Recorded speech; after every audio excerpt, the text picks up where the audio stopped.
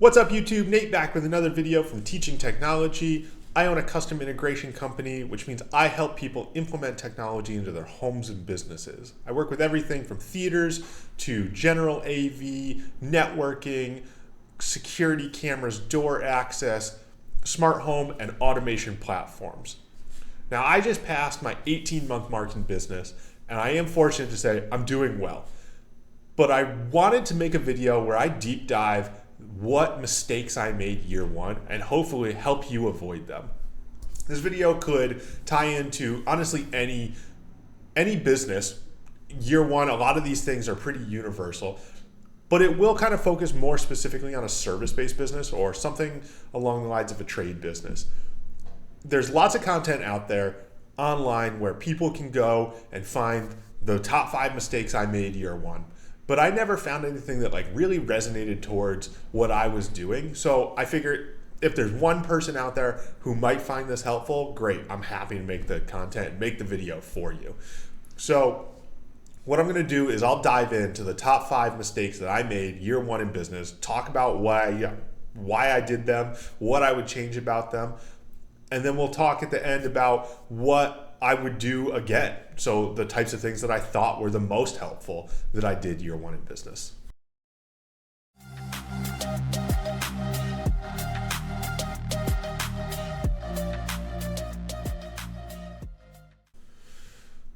All right, so number one mistake that I made year one in business is I didn't hire a bookkeeper.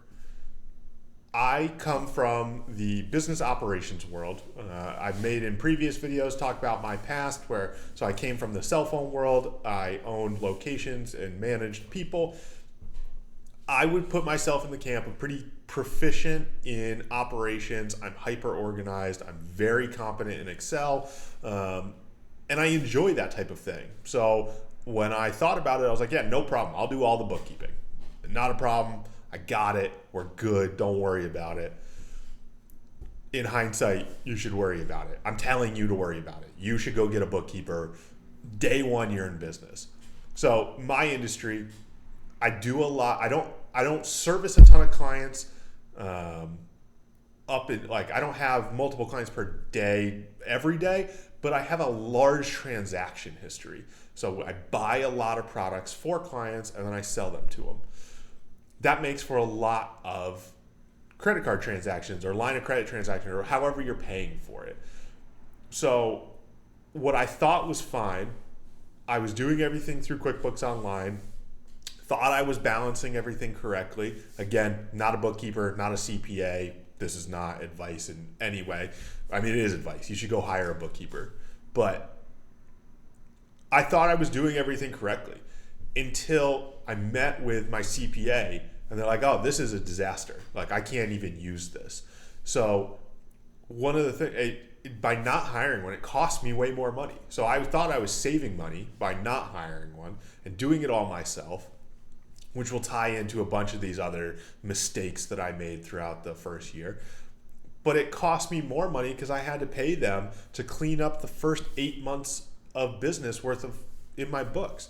So not only am I now paying them ongoing to handle my books, which again is money well spent in my mind, but I had to pay them a large sum of money to go deal with the backlog of all the transactions that were not categorized correctly. I wasn't being tax advantageous. There's a lot of strategy that goes into it, which is why you should hire one. Even if you have a fairly low transaction business, it doesn't it's someone who knows what they're doing and is proficient at it, handling it for you. I don't know that I can word it in a different way other than it made a huge difference for me. And the number one thing, and I don't know that all bookkeepers will do this, but mine does, is I get a report every single month now. So at the end of the month, close of business, I get a report showing breakdowns of how I spent my money, and I can do what I'm good at, is I can analyze that. And I can say, okay, I spent this much money on ad revenue or ad spend. I made this much revenue from it. That worked, that didn't work. I can look at our spending, our fuel was way up this month versus something else.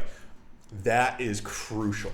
And when I was doing the books, I can tell you, like, I was inputting the data and I knew these things. So I knew how much gas we were buying per month, but I didn't really know because I wasn't non-objectively looking at it. Like, I didn't have a report. And the number one thing is I was putting the data into QuickBooks and I wasn't confident in what I was doing. So when I got the report at the end of the month that QuickBooks generates for you, I wasn't confident in it because it was like, okay, I mean, it says this, but is it true? Because I'm the non-bookkeeper who put it in there. So my number one rule, or my number one piece of advice, if you're starting a business, hire a bookkeeper. No questions. So number two for mistakes that I made in year one of business would be not delegating. So again, my background comes from more of a corporate world to a degree, but I had direct reports previously. I am self-admittedly a horrible delegator. I'm not good at it. I live in the world of if I don't do it, it's not done right, which is a terrible attitude to have. You have to rely on people. So delegating, I always word it in my business and around the people that I talk with is asses in seats. Gotta put the right people in the right seats. So a good example is just like the number one mistake I made was not hiring a bookkeeper, was put the right people in the right seats. Hire a bookkeeper to do your books. Another great example of this is my strengths are operations, business development, growing the business, grassroots marketing, those types of things. I am technically proficient. I am capable of doing install, but it's not where my strength is. So what I ended up doing was I hamstringed myself completely by month 12. So I was doing the install, the operations, the business growth, the sales, the bookkeeping, the accounting, everything. I was doing all of it. And what I really quickly found out was when I'm out installing, and this is the curse of in my opinion, the curse in the trades, which I work with a lot. I don't consider myself a trade necessarily, but when I'm out installing product, I'm not selling anything. So I may be making money because I'm tangibly installing something, but I'm not growing. And in sales, it's all about your funnel. So how big is your funnel and how can you keep it from drying up? So if I'm out selling or if I'm out installing and I'm not selling anything, and that goes on for 2 weeks, I'm now 30 to 60 days out from my funnel recouping from that, which is the name of the game. Like, you always have to keep that funnel full. So what I did was I hired a full-time installer, which was a huge risk, something that still scares me to this day. But I had to go backwards to be able to scale and go forward. And what I mean by that is, by me not being 100% responsible for all of the install and having someone that I trust out there to do that work, it allows me to pull back from the field and really go out and grow the business. So whether that means I'm going to more networking events, I am doing more grassroots things, I'm attending more chamber events, I'm talking to more people, I'm on the phone, I'm doing whatever needs to be done. I'm writing letters to architects or builders or whoever it is to grow the business, because the more I do that, the more business that comes in, the busier the installer is. So it's this like vicious cycle that I had myself in, which I've now peeled back from, and I'm hoping to see that big scale. Hopefully when I do this video next year and it's what mistakes did I make in my second year of business, it was I didn't scale quick enough. I needed more installers. Hopefully it's not the other end of the spectrum. So yeah, number 2 would be delegate. Delegate your time, delegate your knowledge, delegate everything. I mean, do what you're good at. Why would you don't focus on the things that you're not good at doing. Put the people that are good at those in those roles, and you focus on what you're good at. Number 3 for the mistakes that I made in year 1 is not niching down quick enough. So I offered a lot of services at the beginning of business because my idea was cast the widest net, get the most amount of business, figure out what I like doing out of all these types of services and go from there. So it was great on paper. The idea was there.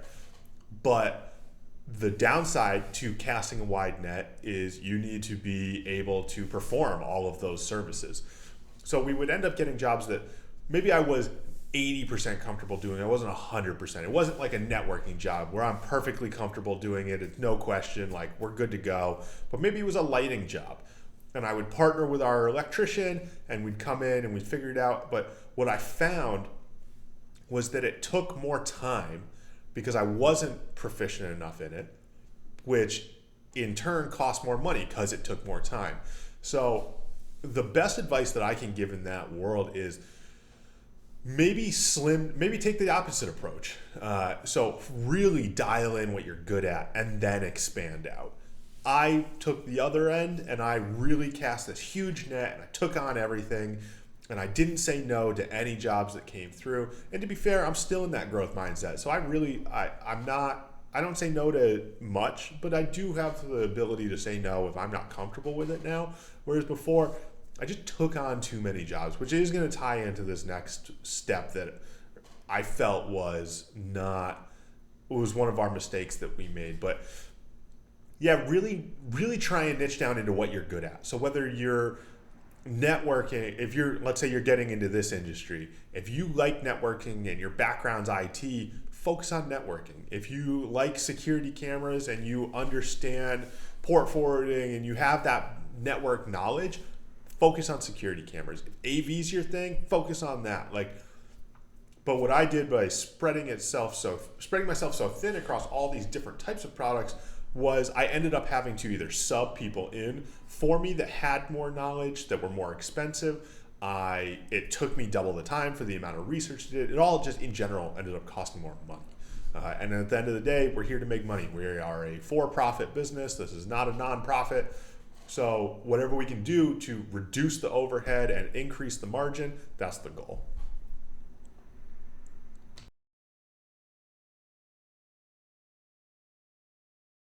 Number 4, I wrote this down as keep it simple, stupid. Again, this falls into the niching down category. So we took on a lot of jobs that we may not have been technically proficient at, and it ended up taking more time, or the big thing was it took extra parts that I didn't know we were gonna need. So whether it was a lighting job that was Lutron based and I brought my electrician in and he did all the wiring for us and we're good to go, and I didn't account for a controller that we needed to make something that we said was possible, which is possible, work, but we just didn't recognize that we needed that piece. That's what kills you. And I can tell you from firsthand experience, like those things. So let's say another example would be in the AV world. You promised this was going to happen and it's perfectly possible to happen, but you didn't realize you were going to need this bail-in or this converter or whatever it was. And now all of a sudden you're tacking on more money, which is just eating your bottom line. And because you're a new business, maybe you went a little skinny on the deal to make sure that it closed because you didn't have the option for them to say no.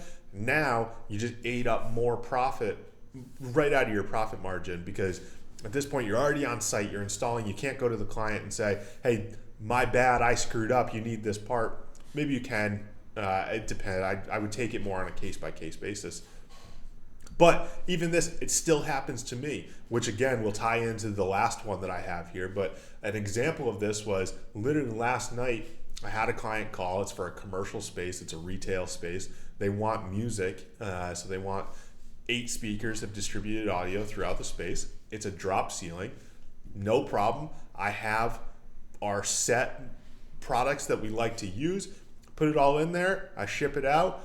Here you go, Mr. Customer. You're all set. I've got your proposal here. Let me know if you have any questions. I'll schedule a call with you in 2 days to follow up. And then I look and I think it's drop ceiling. I didn't put any tile bridges in. So it's an 8-inch speaker. No way is that drop ceiling tile going to hold it. You need something to span the distance and support the weight of it. I screwed up. I didn't put that in there. Now, granted, they're not expensive. They're $15 from ADI or whatever supply house you're going to use. I go and I order them. I get 8 more. I take it on the chin. But for a job where maybe the margin was really skinny and now you just took $200 that you didn't plan on having to spend on that, that eats right into your profit, and that's tough. So that will tie directly into the next one that I have as well. But really just keep it simple. Like, focus on what you're good at and what you know. And the last thing that I have is building SOPs. So standard operating procedures will dramatically help your business and tie into all these same mistakes I had. This one's really easy to Monday morning quarterback. So at the beginning, you're casting this huge net because you haven't niched down. You're taking on all these jobs. You're eating it on the chin because you forgot products in something, or you didn't know what you didn't know. And now you are trying to figure out how to like reel this backwards. And the way you do that is you have SOPs. So client comes in, they fit XYZ parameter, so they get XYZ product, and then you grow or you remove product from there, but at least you have a baseline. Now, again, I said this is really easy to Monday morning quarterback because at the beginning you don't know. You don't know what you're gonna sell. You don't know what products go with what. My background is not in residential AV or technology. I'm an enthusiast. I really enjoy the products. I love networking. I like AV. I love audio, but that's not my background. My background is in business and tech to a degree, but a very different type of tech. So for me, I didn't know what the packages were going to look like. I didn't know what products were going to be popular. So what I did to combat that at the beginning was I attended CEDIA, which is essentially SEMA for tech people, or residential AV, or the integration industry. And I met with everyone I could. So all the vendors, I picked their brains, I asked questions. At the hotel, whoever was sitting at the bar, I would go up and buy them a drink and ask them questions about their business and what they do and how they were successful. And I just formed relationships because that was the easiest way, and that was my background. That was what I know how to do. So that was the easiest way for me to figure out how to build SOPs. And I did a moderate job at it, but I can tell you, I wasted thousands of dollars throughout year one buying extra product that I didn't know I was going to need until I was on site and I needed it. So if one of the things, they all tie together. So like all these mistakes, they stem off of each other, they snowball. So niching down, having SOPs, delegate, put the right people in the right roles, like all those things compound into successful business. Luckily, I've made it out of year one. I'm almost to year two at this point. I'm growing. I am fortunate to say that I am above water. I'm not drowning. But I never, like I mentioned in the beginning of the video, I never really found a video that like resonated specifically with my field. So I hope this helps someone. I hope you found some information useful in it. If you want to know more on the sales side of things, that's where my specialty is, operations, sales, those types of things. Hopefully this video helps you avoid some mistakes, and then you get to scale quicker. That's the goal, right? Make a successful business, scale as quick as possible. So what are the things that I found that were the most helpful in year one? And like I mentioned before, my background is in sales and operations, so grassroots marketing. This is the number one thing I think you can do as a new business, regardless of industry. Doesn't matter if it's trade, doesn't matter if it's a service-based business, no matter what business you're in, this is what can help you 10x your business inside of a year. Join your chamber of commerce. Find your local networking events, whether it's a BNI or it's something similar. Those types of things help me skyrocket business in the first year. Making valuable relationships with other business owners in your area that will help you is crucial. So in my field, it's really easy to have these like ups and downs in business where you're staring at your phone, you're praying it's going to ring, you're trying to figure out what you're doing wrong and why your phone's not ringing or why you're not busy or whatever it is. And you have two options. You can take action or you can not and have nothing come from it. So things that I did was I reached out to local MSPs or IT professionals in the area and said, hey, if you guys have work that you need subbed out, call me. I'm happy. I'll 1099 it. I'll come work for you. We'll do whatever you need, whether it's wire pulling, camera installation. Talk to established businesses. They are successful and they're still there for a reason. Find out what that reason is. Go buy people coffee. Go talk with them. That is the number one piece of advice I can give you for year one in business is go meet people. Go find other successful entrepreneurs in your area and ask them what worked and ask them this video. Like, what are the mistakes you made so I can avoid them? I would find people that were not even similar type industries. One of my good friends owns a financial advisory company, and I've learned more from him on what to do and what not to do on the advertising side of the business than anyone else, than any other digital marketing company I've ever talked to. You never know what piece of knowledge people have and how you can learn from them. So network, grassroots marketing, networking, those are the best tools that I think you can have that will beat out any other type of advertising you're going to do year one. So I hope this video was helpful. I hope you found some valuable tidbits in it. Maybe you're starting in a business in a similar industry, or you're a trade, you're an electrician and you're leaving a firm and going out on your own, or you're a plumber, or whatever it is. I hope this is helpful. If you want to learn more about the sales side of it or the operations, or maybe you're just here for those product videos, drop a comment, tell me what you're into. I'd love to keep making content for you. As always, like, comment, subscribe. I'm Nate with Teaching Technology, and I'll see you next week.